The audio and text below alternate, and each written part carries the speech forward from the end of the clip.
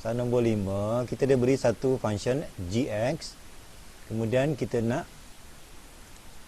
kita nak buat is gx invertible. Ni maksud dia kita nak tunjukkan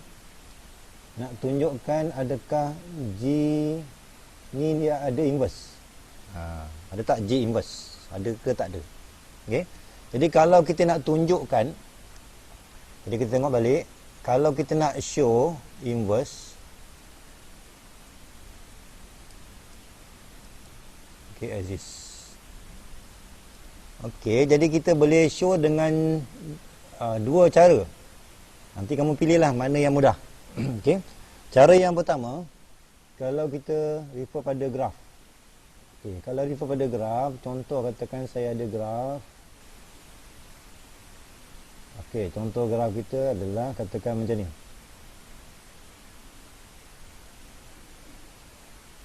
Macam itulah contoh. Okey, graf kita macam tu. Kemudian kita akan gunakan vertical line test. Kita gunakan vertical line test. Kalau langgar satu, okay, sebab kalau kita nak show G ni ada inverse, maka yang pertama kita kena show one to one. Maknanya kita kena show one to one. Kalau one to one, kita boleh tunjukkan daripada graf, kita gunakan vertical line test. Kalau langgar satu, maka gx is one to one function. Kesannya barulah kita ada inverse. Okey. Jadi tengoklah kalau soalan tu kita mudah lukis graf, kamu lukis graf je lah.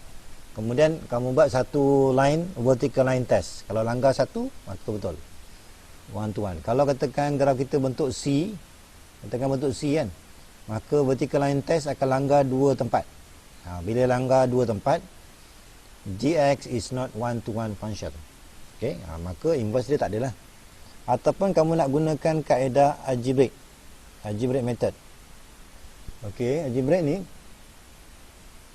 kita start dengan andaian let gx sub 1 equals to gx sub 2.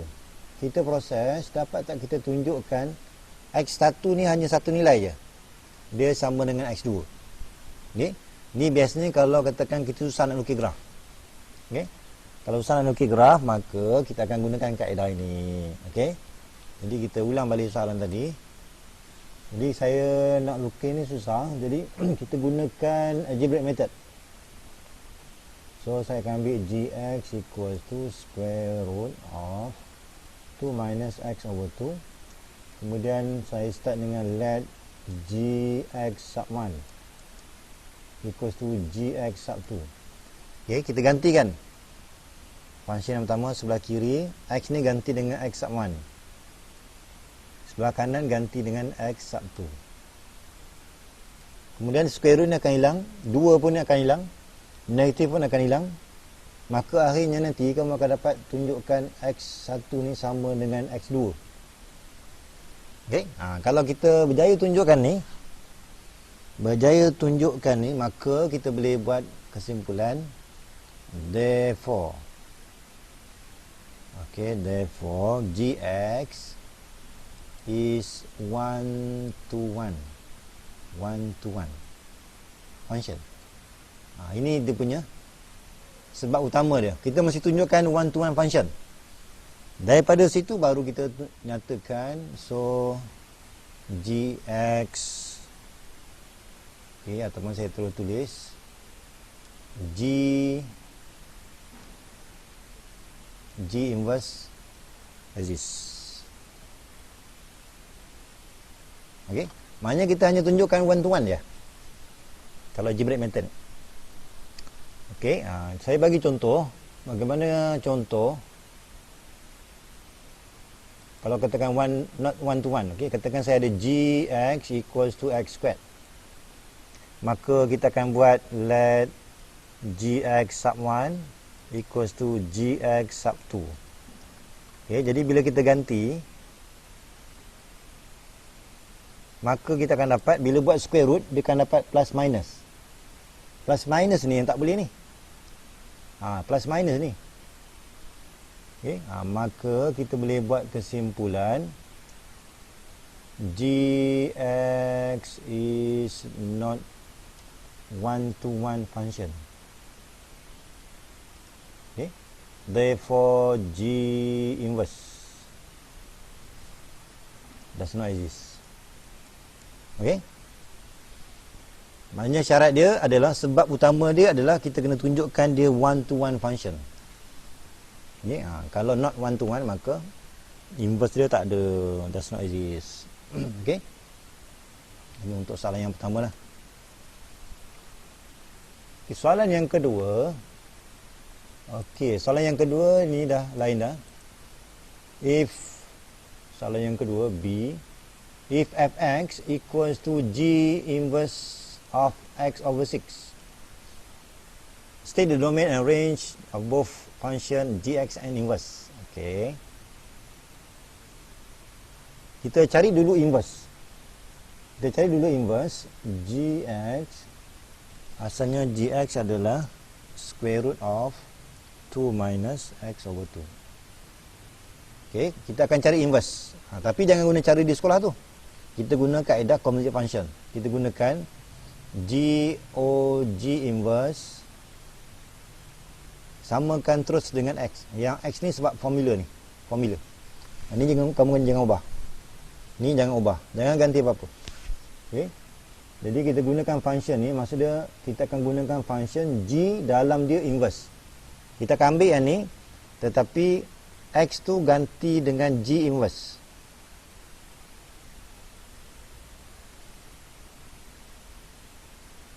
Asalnya 2 tolak x per 2. Tapi sekarang kita punya x kita dah berubah. X dah jadi G inverse. So tukar G inverse. Samakan dengan x. Yang sebelah kanan ni jangan ubah. Biar je. Jadi kita akan proses. Ini akan jadi kuasa 2. Kuasa 2. Ini per 2. Okey, nanti kamu pemudahkan. Kita akan dapat Gx G inverse equals to, ini akhir sekali nanti kamu akan dapat 4 tolak 2 kuasa 2. Akhirnya. Ni kalau kita dapat silang semua yang patut ni, dapatlah ni. Tetapi sekarang ni soalan fx dia sama dengan G inverse, tapi bukannya sama terus. Dia akan sama dengan G inverse x over 6.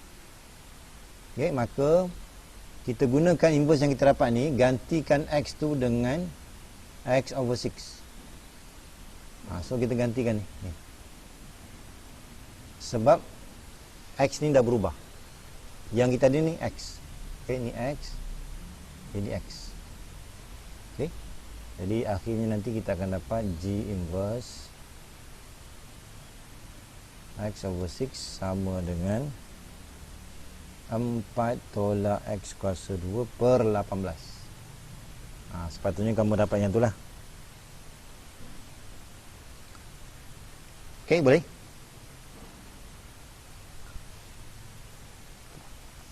Okey tak ni? Okey, sir. Okey, boleh. Sekarang ni kita punya gx. Gx adalah square root 2 minus x over 2. Okey. Ini yang asal dia macam ni lah. Okey, sekarang ni kita nak tentukan domain. Nak lukis graf macam susah aja kan. Okey, katakan saya buat pengiraan lah. Untuk tentukan domain. Nak tentukan domain ni, kalau nak buat pengiraan, kita tengok kalau bentuk square root. Nak cari domain gunakan syarat. Sebab square root of negative tak boleh. Jadi gunakan syarat x ni sentiasa lebih besar daripada kosong. So inilah domain dia. Domain. Kalau katakan y sama dengan 3 per square root of x, maka nak cari domain tu, dia bergantung kepada di bawah. Di bawah ni, tapi tak boleh sama dengan kosong. So saya akan ambil syarat sama di atas, cuma tak ada sama dengan. Kalau kita jumpa y sama dengan 2 per x, maka domain dia akan ikut di bawah ni. Kalau di bawah ni sama kosong, maka jawapan dia adalah domain dia semua nilai kecuali kosong. Semua nilai kecuali kosong. Sama juga untuk y sama dengan ln, katakan ln x. Kalau nak cari domain, kita ambil isyarat ni, dalam ni. Dalam ni mana boleh kosong? Ln kosong tak boleh, ln negatif pun tak boleh. Jadi saya gunakan syarat lebih besar daripada kosong. Itulah kita punya domain kalau kita nak buat secara algebraic method. Okey. Jadi kalau kita tengok balik soalan kita bentuk ni, square root of 2 minus x over 2. Jadi gunakan syarat yang pertama. Jadi kalau kita nak buat gx sama dengan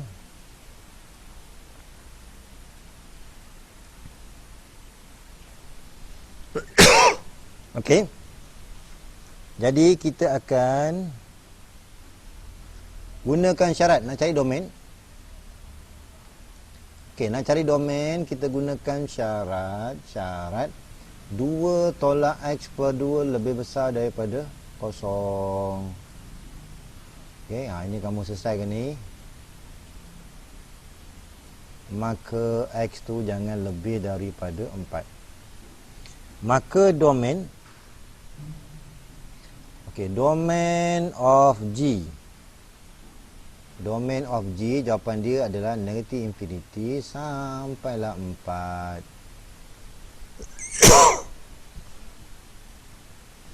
Sampai 4. Kemudian kalau kita hafal ni, katakan saya ubah warna apa? Warna apa sesuai? Biru. Okey, katakan saya nak ubah, kita tengok kalau graf ini biasanya kita akan buat macam ni. Zas. Kan? Maknanya range kita ni daripada kosong sampailah infinity. Setiap bentuk square root. Jadi saya boleh gunakan peraturan tu. Range of G dia sama dengan start from 0 to infinity. Okey. Tetapi soalan dia kata determine the domain and range of G. Satu. Kemudian satu lagi kita kena tentukan domain and range for inverse. Jadi kita boleh gunakan domain of G ni dia sama dengan range of inverse. Range of G ni dia sama dengan domain of inverse. Jadi itulah jawapan dia. Jadi tak payah kita kira untuk kali yang kedua, tak payah. Okay? Bila kita ada je domain dan range untuk G, maka secara automatik kita akan dapat range of inverse and domain of inverse. Okay? Jadi untuk soalan yang B ni, itulah jawapannya. Kan? Soalan B state the domain. Okay, 2 markah. Jadi jangan panjang sangat lah. Ni 2 markah. Okay? 2 markah. Tapi soalan kata state je. Bila state, bagi tahu jawapan 2 ni je. Okey? X over 2. Okey? Tadi kita dah tahu tadi domain tadi adalah domain of G sama dengan negatif infinity sampai 4. Range of G tadi adalah kosong termasuk sampai infinity. Okey, daripada situ nanti kita akan lukis graf. Okey, saya lukis graf. Ini X, ini Y. Kalau ikutkan ni, kita akan lukis. Okey. Tadi saya buat tadi, kalau graf kita Y sama dengan square root of X, maka graf kita macam ni. Graf kita macam tu. Okey, tapi kalau kita perhatikan, kan ini kalau X dia positif, sekarang X kita negatif, maka dia bentuk macam tu juga tapi dia terbalik. Okey, dia akan jadi terbalik. Jadi saya akan ambil Macam itulah. Pada 4. Kan kita punya G kita ni adalah negatif infinity sampai 4. So inilah kita punya graf. Saya kena buat ke kiri ni sebab ni dalam square root ni X tu negatif. So dia ke kiri. Ke kiri. Inilah fungsi untuk GX. Saya tahu GX. Ni kalau nak kira-kira ni. Ni maksud dia bila X kosong. Bila X kosong maka Y ni punca 2. Ni kalau saya labelkan punca 2. Okey, kemudian untuk graf. Okey, untuk mana ni warna merah? Sudah hilang merah. Okey.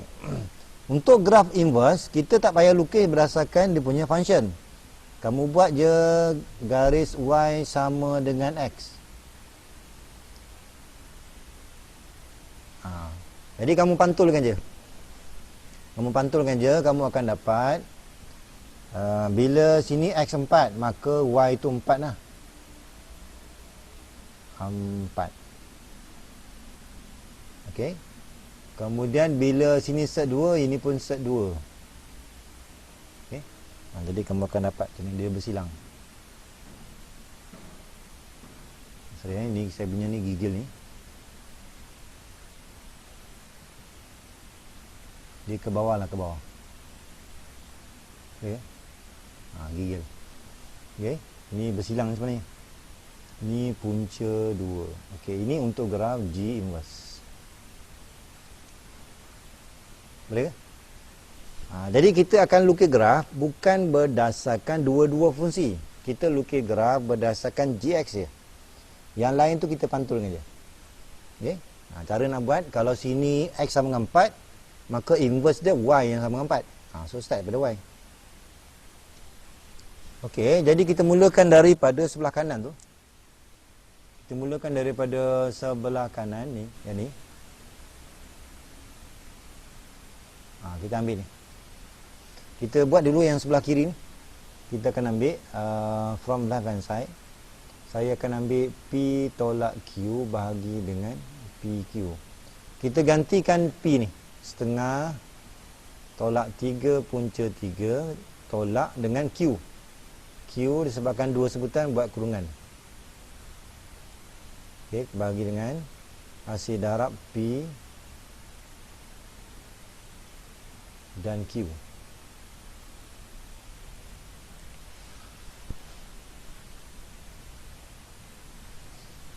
Okey, kemudian yang di atas ni kamu jumlahlah. Kamu guna kalkulator, setengah tolak 2. Kita akan dapat berapa? Setengah tolak 2 negatif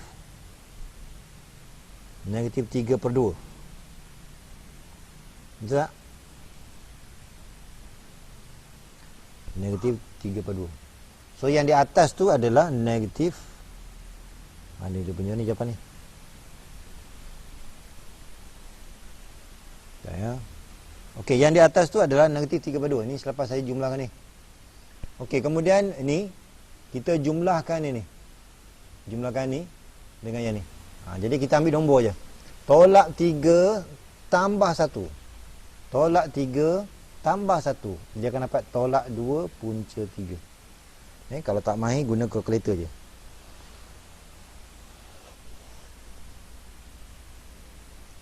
Okey, selesai. Kemudian situ saja. Kemudian bahagi dengan hasil darab ni. Ni kamu kena expand ni. Yang di bawah ni kamu expand, expand. Akhir nanti saya bagi jawapan akhir dia. 10 tolak 13/2.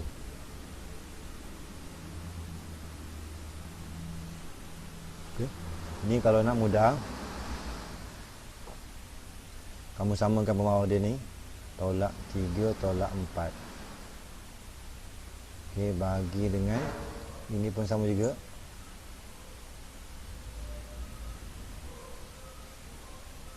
Okey, jadi kita nampak rupanya yang X ni saya boleh cancel. Yang X ni kita boleh cancel. Yang 2 ni, 2 kita boleh cancel. Maka jawapan akhir dia. Okey, jawapan akhir. tolak 3 tolak punca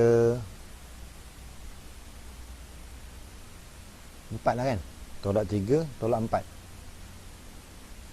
Okey, 4 punca 3 per 20. Per 20 tolak 13 punca 3. Okey, tapi tak siap lagi ni. Sebab masih ada square root di bawah. Maka darabkan dengan conjugate. Darabkan dengan conjugate. So, negatif 3 tambah 4. Okey, sekarang conjugate ni kita ambil berdasarkan di bawah.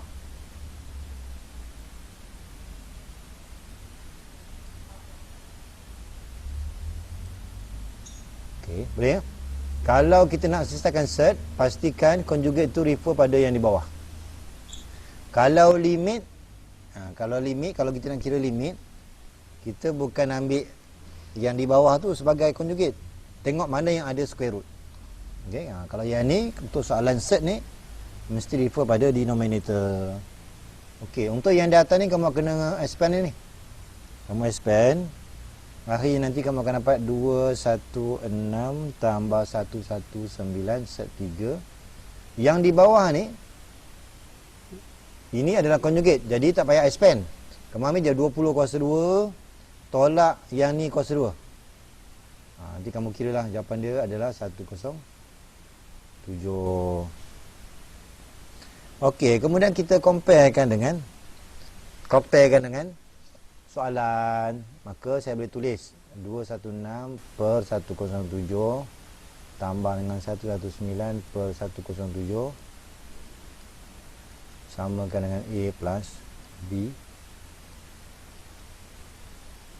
Okey, daripada sini kita akan nampak, oh rupanya A sama dengan ni. Okey, A sama dengan. Okey, maka terus soalan nak A ni lah. So jawapan ni 216 per 107.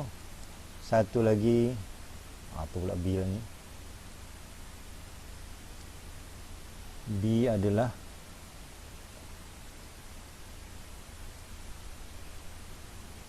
okey, yang ini sebenarnya bukannya 2. Ini adalah 3. Okey, jadi jawapan dia macam tu je. Kita comparekan dengan soalan yang sebelah kanan. Yang pertama, kita kuasa 2 kan dulu. Yang ini kekal ni 3 per log 7x kuasa 2.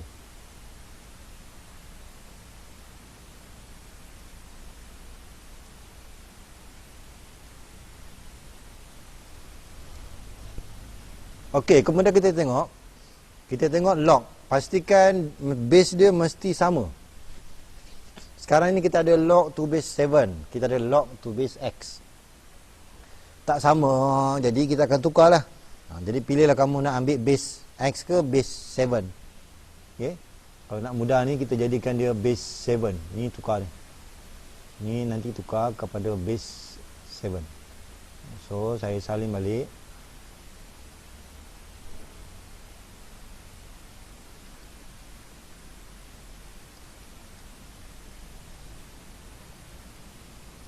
Okey, macam tu cara kita nak tukar. Yang ni akan jadi 7 base 7. Kemudian kita akan ambil atas dulu baru bawah. Okey, yang ni kekal kan. Kemudian kalau kita nak mudah buat pengiraan, kita ambil lalat. Sebab kita tengok kompleks sangat ni. Okey, katakan log x to base 7 tu sebagai u.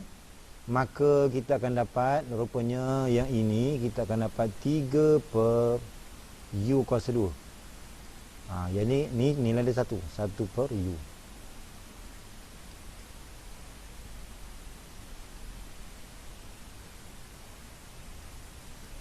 Ini akan jadi 2 per u. Okey, dah silang.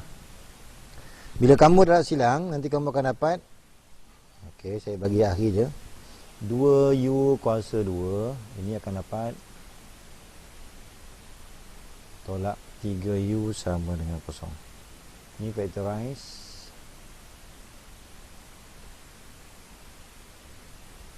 Dapatlah nilai u ada 2.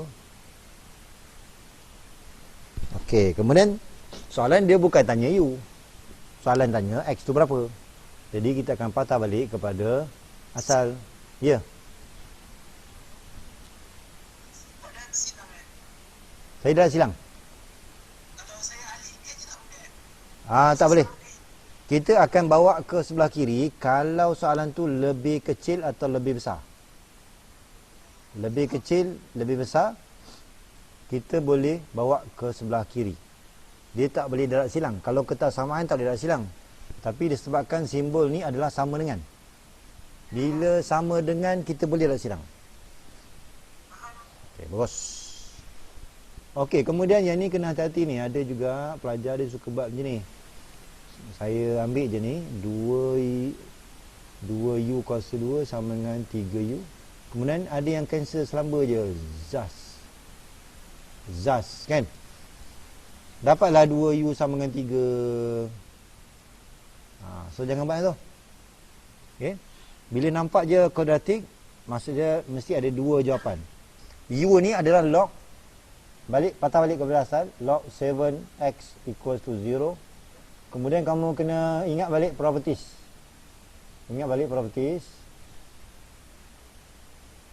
Okay, mana ni? Saya besar sikit. Okay, kita ingat balik properties. Kalau kita nak ambil X ni, maka kita akan ambil X sama dengan base kuasa kosong. Itu kena ingat. Kemudian yang kedua, kalau kita ada log 7x equals to 3/2. Maksudnya bila saya ambil jawapan X, base dulu, kuasa 3/2. Okey. Yang ini sama ada biarkan dalam keadaan bentuk indeks ataupun kamu guna kalkulator dapatkan decimal number. At least gunakan 3 decimal places. Okey, boleh? Boleh, sir. Okey, jadi sekarang ni kalau kita jumpa soalan, pastikan bila soalan tu dalam sebutan X, maka jawapan akhir mesti guna X. Ya? Walaupun kita tukar tadi kepada U, tukar pada U tadi sebab nak mudahkan pengiraan. Okey. Selamba je. Ini ada yang buat 1 kurang daripada 4x kuasa 2. Siapa yang buat ni? Salah. Okey. Kita punya peraturan, kalau kita buat ketersamaan, yang ni dia kena bawa ke sebelah kiri. Dia tak boleh darat silang. Dia mesti buat 1/x tolak. Yang ini kita buat cara ini untuk kes ketersamaan je. Kalau sama dengan macam tadi, kan saya selamba je darat silang kan. Itu boleh sebab dia sama dengan. Kalau ketersamaan, dia tak boleh cara darat silang. Dia mesti bawa ke sebelah kiri. Okay? Kemudian, bila sampai sini, pastikan dia hanya satu je denominator dia. Yes, macam ni kan. Kemudian, bila sampai di sini, kita ni kalau nak mudah buat pengiraan, pastikan kuasa 2 ni dia mesti positif. Dia mesti positif. Sekarang negatif. Tetapi kita kena ingat inequalities ni dia ada peraturan. Katakan saya asalnya ada negatif X lebih besar daripada 5. Kita sebenarnya nak jadikan X ni positif. Tapi ramai yang buat X lebih besar dan sama dengan negatif 5. Salah. Sebab bila kita ubah je simbol ni sebelum X ni, maka semua yang lain akan berubah termasuk ketersamaan. Termasuk simbol ni. Jadi jawapan dia kamu kena tulis mesti lebih kecil dan sama dengan. So hati-hati ni, ramai yang buat silap kat sini. Okay? Jadi sama dengan ni. Ni sebenarnya saya nak tukar ini je. Nak tukarkan ni jadi positif. Okay? Jadi kita tukar je. Pastikan semua bertukar. Ni daripada positif jadi negatif. Ni akan jadi lebih besar. Yang di bawah ni kekal tak berubah. Okay? So hati-hati dengan nota saya ni. Ramai buat silap kat sini. Okey, lepas tu lepas itu kalau you nak faktur lah. Kalau nak fakturkan. Ini kalau kita nak fakturkan ni. Atau ni boleh faktur. Ya. Saya tak faham kenapa bukan 4x2 dengan negatif 1 S1 dengan Mana? Ni. Ya. Kenapa? Kenapa nombor set? Saya kena, sebab kalau kita nak mudah faktor, kita mudah faktorkan sekiranya X kuasa 2 ni positif. Sebab nanti kamu akan gunakan kalkulator. Kalau guna kalkulator nanti, kamu akan dapat jawapan dia macam ni. Salah lah. Sebab kita ada negatif. Kalau nak macam ni boleh letak negatif keluar. Ini takut keliru nanti. Jadi lebih mudah, apa-apa hal sebelum kita faktor, kamu mesti jadikan dia yang positif. Okey, dengan cara ubah semua termasuk simbol ni. Okey. Kalau tidak nanti ramai yang buat daripada sini guna kalkulator dia akan bagi jawapan je. Dia akan bagi jawapan setengah dengan negatif setengah. Tapi bila kamu buat kurungan, pasti ramai pelajar akan buat kurungan macam ni je. Salah lah, sebab kamu punya ni negatif. Saya boleh buat ni kalau dia positif. Okey? So ingat tu. Okey, bagus. Okey, kemudian sebelum kita buat table, kita kena dapatkan nilai X. Nilai X, okey, kalau katakan daripada kurungan yang pertama ni sama dengan kosong, berapa nilai X yang kita akan dapat? Berapa? Hello? 2? Oh, hebatnya. 3 pula. Bob tenang. Apa macam nombor keluar ni? Soalan simple je. Okey. Okey, Bob tenang. Okey. Sama juga untuk yang di atas. Dapat berapa? Jangan dapat 4, 5 pula. 6. Bob tenang. Kan nombor dia simple je. Ini memang belasah je nombor apa kau nak. Okey. Kemudian yang di bawah ni. Ni dapat berapa ni kalau ni sama kosong? Ni dapat 10 pula. Berapa? 10, 100, 1 juta. Berapa sepatutnya? 3. Kau ni dah kenapa? Insaf lah. Kan sama kosong je. Okey. Kemudian bila kita dapat sempadan, ingat ini bukan jawapan. Ini step ni, nombor-nombor yang kita nak ni supaya kita boleh buat table. Ada pelajar dia suka buat, dah dapat nilai-nilai ni.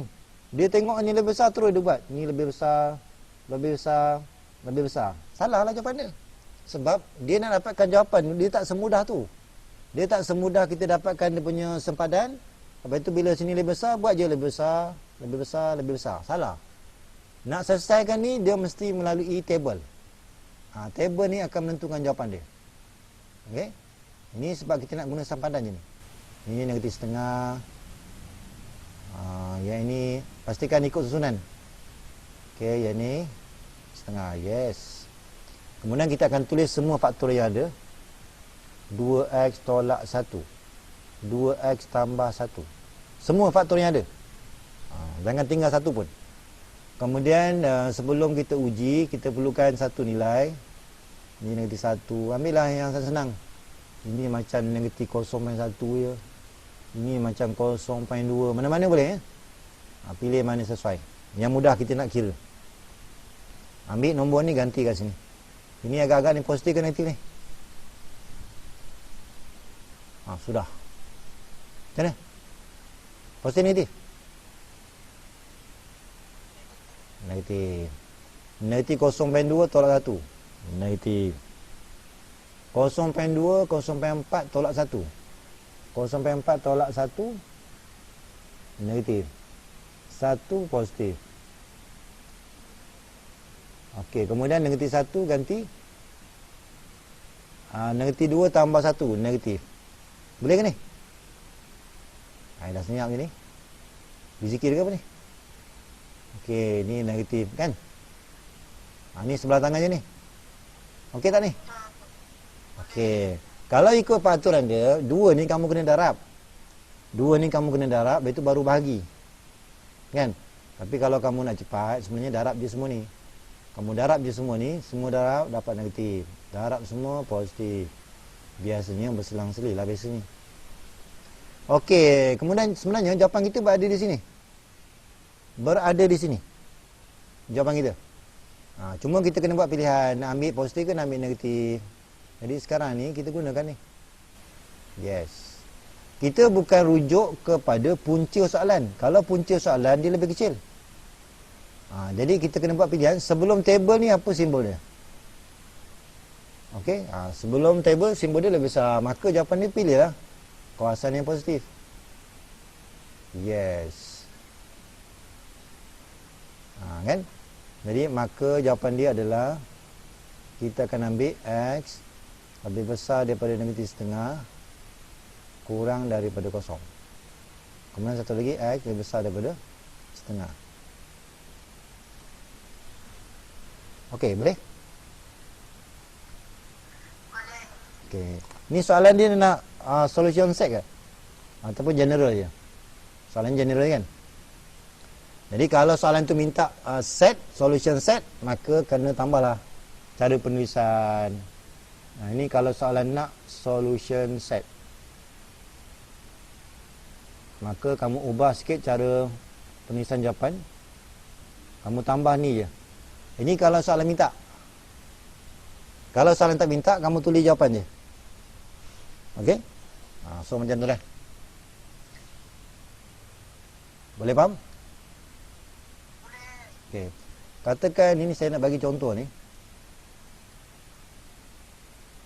Okey, katakan saya ada contoh negatif 4 per X tolak 2 X tambah 3. Bagaimana kita nak buat table? Jadi kalau kita rujuk pada tadi, katakan saya nak buat lebih besar lah. Okey. Jadi kalau kita nak ambil sempadan, di atas ni mana ada sempadan? So tak payah. Yang di bawah ni kalau kita ambil sempadan X sama dengan berapa? Ni. X sama dengan 2. Satu lagi? Yes. Jadi kalau kita nak buat table, dia sepatutnya kan tadi 3 sempadan. Sekarang ni 2 je. Okey. Bila kita nak masuk dalam table, tuliskan semua faktor ni, termasuk yang nombor 4 ni, negatif 4 ni. Kena tulis. Okey, kemudian kita akan pilih satu nombor, negatif 4, 0, 3. Okey.